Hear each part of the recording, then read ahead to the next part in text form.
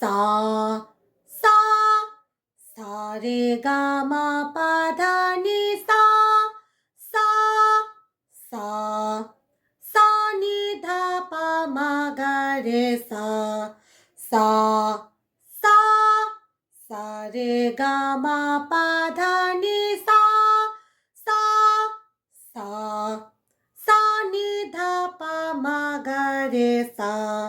এইভাবে প্র্যাকটিস করলে দুটি উপকার হবে কি, একটা যেমন সুর ব্যালেন্স হবে, হ্যাঁ, মানে আরোহ অবরোহকে বুঝতে পারবেন।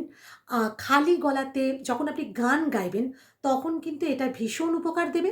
আর ২ নম্বর হচ্ছে গলাটা ওপেন হবে, মানে কি এই যে আপনি নিজের সাউন্ডটা শুনতে পাচ্ছেন, তখন অনেক ক্ষেত্রে দেখা যায় যে একটু চাপা গলা, মানে গাইছে অথচ চাপা টাইপের, খুব সুরেলা কিন্তু চাপা, সেই চাপা ভাবটা থাকবে না, একটা ওপেন আওয়াজ বেরিয়ে আসবে গানের মধ্যে।